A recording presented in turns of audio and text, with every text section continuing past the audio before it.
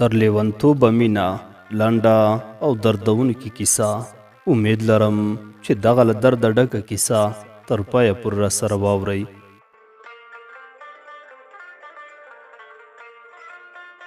کله چې هغه ښوونځی پیل کړ، پلار یې ګل میر اکان 2 کاله د مخه مړ شوی و. ایمل خپل ټولګي کې د وتلو زده کوونکو نه و. د شعر او مطالعې سره یې خوره مینه درلوده. د پښتو ژبې ښوونکي به هره ورځ شعرونه پرې لوستل. خو هغه کله چې د ځوانۍ پر لومړیو پسرلیو پل کېښوده، پر هغه چا مین شو چې خپله ده ته هم ډېره ګرانه برېښېده. ایمل د بهادر خان په لور سنځلې باندې داسې مین شو چې نور هر څه ترې پاتې شول. دغه مینه به دواړو یوازې د بام د سر نه په اشارو او هندارو اچولو سره کوله. یا به کله چې ایمل پر کوڅه کې تېرېده، سنځلې به د خپل بام له سره ورسره خبرې کولې او د ګلو پر غوټیو به یې سره د زړونو د غسو ګزارونه کول. ایملان د کوچنیوالي نه زما ملګری و. په ټولګي کې به څنګ پر څنګ سره کېناست و. هغه به له سنځلې سره د خپلې مینې کیسې ماته کولې او داسې به یې ویل: سنځله زما ژوند دی او له هغې نه لرې والی زما مرګ. رښتیا چې د ایمل او سنځلې د مینې ډنډورې نورې پټې پاتې نه شوې. له بله پلوه بهادر خان هم د خپل ضدیت پر اس داسې سپور و چې د ایمل ټولو جرګو ته منفي ځواب ورکاوه، ځکه چې د ایمل له پلار ګلمیر اکا سره ډېره پخوانۍ بدي درلوده. کله چې بهادر خان ښه په دې پوه شو چې د ایمل مینې د سنځلې په رګونو وینه کې ځای نیولی او د دې اور د وژلو بله لار یې نه لیدله، سمدلاسې سنځله خپل وراره جانو ته واده کړه. ایمل د دې خبرې په اورېدو هر څه د لاسه ورکړل. ژبه یې بنده شوه، روغ لیونی شو. ان تر یوې اونۍ وروسته له کلي نه ترای تم شو. ځینو به ویل لکه چې بهادر خان وواژه، خدای دې خیر کړي. رښتیا چې د هغه ورکېدل د کلي نه د کلیوالو په خاص ډول زما لپاره د حیرانتیا وړ وه او خورا ډېر پرې وځورېدم. کله کله به مې هغه او د هغې خبرې رایادېدې. تر کلونو وروسته یوه ورځ سهار وختي هغه زموږ د ځمکې په درمند کې شلېدلې جامې، تور مخ، خیرن لاسونه او لوڅې پښې او ببره ږیره چې هیڅ نه پېژندل کېده، د سوالګر ملنګ په شان مې مخ ته ودرېده. ښه یې راته وکتل، غلی و، هیڅ یې نه ویل. ملغلرې د سترګو نه راتویې شوې، شونډې ورپېدې.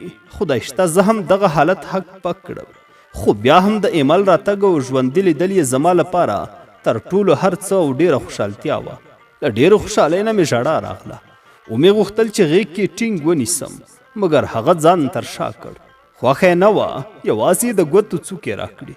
څو شېبې وروسته د هغه په حالت کې بدلون راته.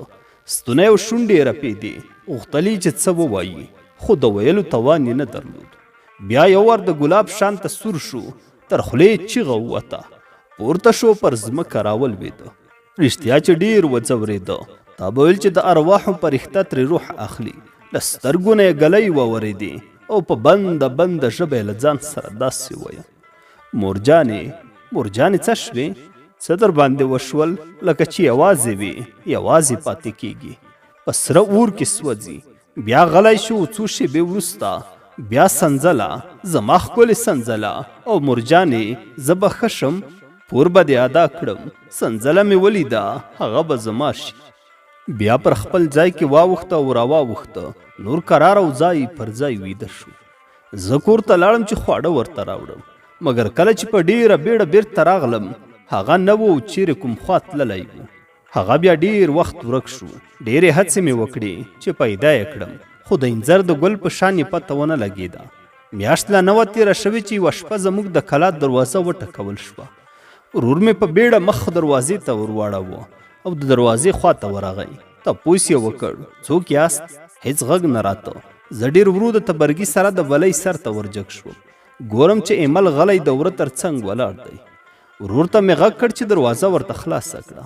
هغه دا کار وکړ، مګر ایمل بیا هم هلته ولاړ و. زه زر د بام له سر نه راکوز شوم او غږ مې پرې وکړ. کله چې زما غږ واورېده، د وار را دننه شو. غوښتل مې چې روغبړ ورسره وکړم، مګر هغه بیا د پخوا په شان ونه غوښتل. د حجرې ور مې ورته خلاص کړ، خو هغه په برنډه کې ولاړ و او د حجرې د ننوتلو تکل یې نه درلود. ما چای او ډوډۍ زر زر راوړل، خو د ګوتې هم ورنه وړې. یوازې د ویالې د روانو اوبو نه په خپل لاس څو لپې وڅښلې او بس. کتل یې او نور څه نه ویل. ما ورته ځای جوړ کړ چې ویده شي. مګر د هغه سترګې د برنډې په بر کونج کې پر یو ماتوش کېدلي کټ ولګېدې. ور منډه کړه او ډډه یې پرې واچوله. زه ورته ولاړم. دای هملته د سوچونو ډک خوب یووړ. ما هم دغه ټوله شپه د ایمل په سوچونو کې تېره کړه.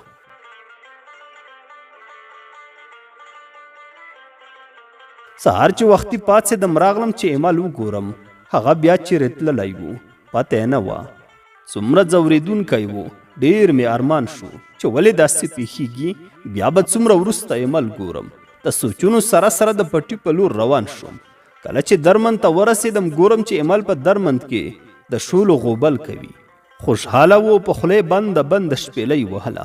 خو کله چې سترګې په ما ولګېدې غلی شو او څو شېبې وروسته یې د واره راته داسې وویل: پیرجانه، سنځله مې د کلونو وروسته ولیده. هو، هغې راته وخندل او لکه غوټۍ مسکی شوه. زه به نور هم ښه شم. دا دی هم دا اوس لږ خبرې کوم، یوازې د هغې سره او څه هم دا د له تا سره.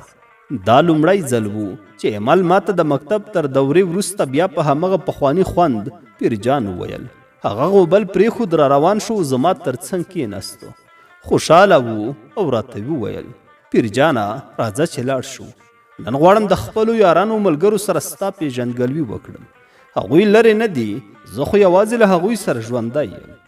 زه هم سم د لاسه ورسره روان شوم، ځکه چې د ایمل خبرې کول خوشحالتیا او بیا د هغه د یارانو لیدل زما لپاره د بل هر څه نه خوره په زړه پورې وو. دواړه روان وو، پر لارې څه نه ویل. څه مهال وروسته د یو باغ ته ورسېدو. دغه باغ زموږ د کلي لویدیځ لور ته پروت ډېر پخوانی باغ دی. څنګ ته یې ځنګل و، د پخوانۍ زړې کلا زاړه دیوالونه او برجونه لیدل کېدل. په تیاره او شپه کې ډېری کسان د ویرې ورتلای نه شول. په دغه باغ کې د ګلانو څو ښکلي پټي چې د پټیو په منځ کې دوې غټې ډبرې ایښودل شوې وې، دواړه پرې کېناستو. په داسې حال کې چې د باغ د شاوخوا او ځنګل نه د راز ګلانو، عطر، د شاتو مچیو، بوراګانو، نورو الوتونکو، د دغو ګلانو پر څانګو د بلبلو چیغو نارو ټولو طبیعي ښکلاو دغه چاپېریال دومره ښکلی کړی و. تا به ویل چې هر څه خبرې کوي.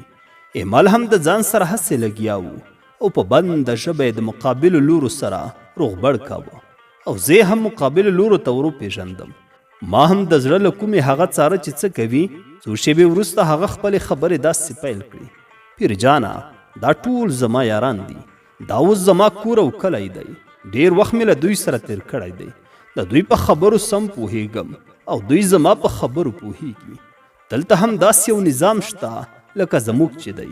د دوی نظام هم ډېر ظالم او جابر دی، لکه زموږ هغه بوراګان چې ډلې مخامخ غواړي وناڅي او تل خوښه او هوسا ژوند وکړي او د هغه آسماني ګل په چوپړ کې ووسي چې دوی ورسره د خپل د ژوند په بیه مینه لري او کلونه دا ارمان لري.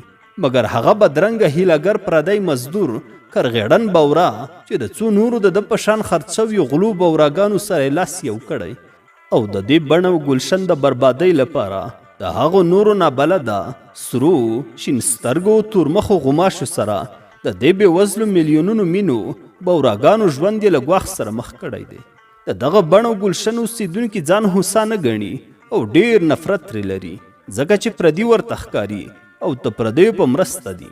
اوس نو ته راته ووایه پیرجانه چې زما د عشق ناکامي خو د سنځلې سره زما بېوسي او د سنځلې د پلار بې عدالتي وه، نو زه خو د عشق ناکامیو لیونی کړی نه یم.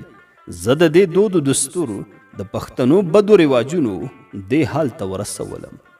دا خبره یې وکړه او پر مخ یې اوښکو لارې جوړې کړې او د وروستي ځل لپاره یې زما سره خدای پاماني وکړه. په جنازه مې بیړه مکړی، په جنازه مې بیړه مکړی، ګوندې وروستي دیدن ته یار راشي مینه. کره روان یې لږ راتېز شه، کره روان یې لږ راتېز شه، بېلچې یې دوه کړې په ما خاورې اړوینه. اودس په بیړه بیړه وکړه، اودس په بیړه بیړه وکړه، د جنازې مې دوه تکبیره پاتې دینه. مازدیګر تیر شو سترګه لاړه، مازدیګر تیر شو سترګه لاړه، زړګیه ژاړه ودې نه کړل دیدنونه. د مازدیګر لمرونه ټول شول، د مازدیګر لمرونه ټول شول، جانان مې نشته سترګې چاته واړومه. مازدیګری دی خیرې مکړه، مازدیګری دی خیرې مکړه، ته به د ناز خیرې کوي رښتیا بشینه. ستا به زمانه ګیله کیږي، ستا به زمانه ګیله کیږي، قسم د یاره بندیوانه مې ساتینه.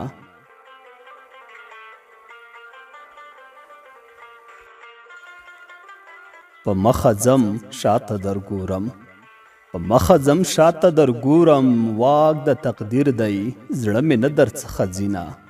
د ګوتو لس سرونه سره کړه، د ګوتو لس سرونه سره کړه، په زړه مې لس داغونه ستا د لاسه دینه.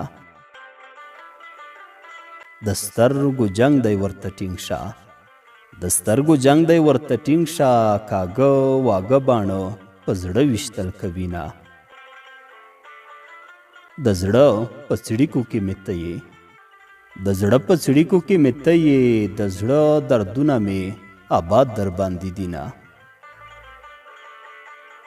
زړه مې په تا تکیه د یاره، زړه مې په تا تکیه د یاره، کنه له ژونده مې وینځلي دي لاسونه.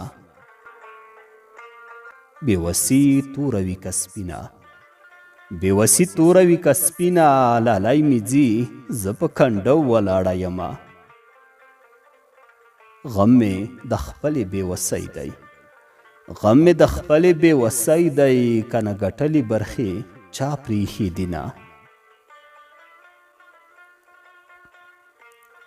د بېوسۍ حد ته خو ګوره، د بېوسۍ حد ته خو ګوره، چې زړه دې نه غواړي په زور دې غږومه. د خوب لیده دې رښتیا مشه، د خوب لیده دې رښتیا مشه، خړې اوبه په خوب کې بل تعبیر لري نه. که حق بخې نو را بخی، که حق بخې نو را بخی، بېګا په خوب کې درنه خړو اوبو وړمه. پیزوان مې خړو اوبو دروړ، پیزوان مې خړو اوبو دروړ، په غم شریک لالیا نیسه ګودرونه. د ماشومتوب ژوندونه راشه، د ماشومتوب ژوندونه راشه، د پیغلتوب آواز مې دار ته خېژوینه. د پښتنې پیغلې ښایست وي، د پښتنې پیغلې ښایست وي، د زړه غمونه په خندا کې تېروینه. لالیه څه ګټه دې وکړه، لالیه څه ګټه دې وکړه، د لښکر مخکې مخکې تلې کونډه دې کړمه. د لوپرۍ انجام دې ولید، د لوپرۍ انجام دې ولید، ځان دې رسوا کړو زه دې هم بدنامه کړمه. پچم گاونډ کې آوازه شوه، پچم گاونډ کې آوازه شوه، د ایوبي لیلا نن بل ته ورکوینه.